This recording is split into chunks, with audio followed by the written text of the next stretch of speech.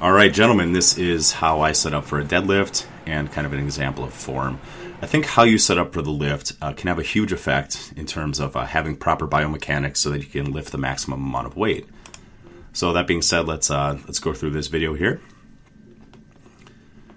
All right, we're going to stop right about here. This first point of view, you see that I have the bar set to a certain position on my feet. Some people in a deadlift tell you to walk all the way up to your shins touch the bar.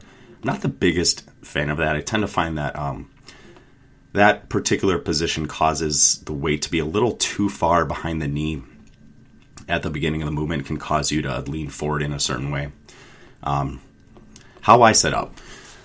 Imagine a line running vertically through my shin into the middle of my foot. Halfway between my shin and my toe is basically where I like to have that bar positioned. So let's continue the video here. From there, you can see now, standing straight up, I am bending my legs until my shins come into contact with the bar.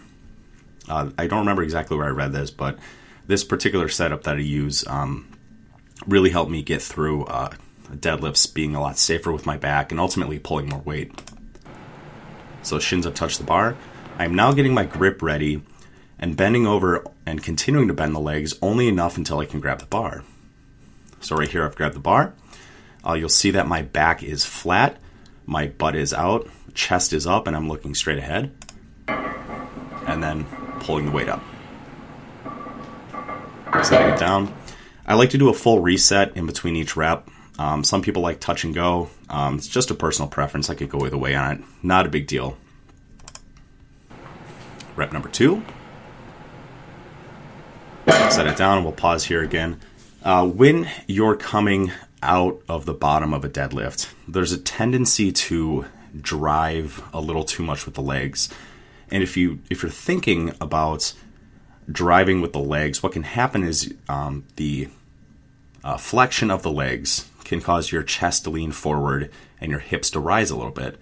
I tend to think of it as initiating the movement with a slight pulling in the back, and then as the bar starts to bend, as the weight starts to move, shortly thereafter you straighten the legs and begin to pull the weight.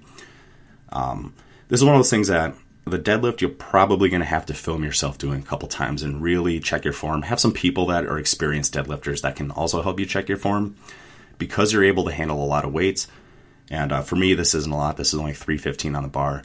Because you can handle a lot of weight, there's a lot of potential for injury if your form is bad. So you want to make sure you're doing the deadlift safe. You want to approach the bar in a manner that's going to put you in the best possible position to be safe through this lift. Lift safely, maintain good form.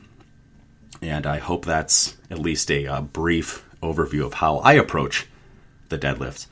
Again, this isn't the definitive way to do it. This is just a way that I've noticed that I prefer that keeps my body mechanics safer throughout this lift.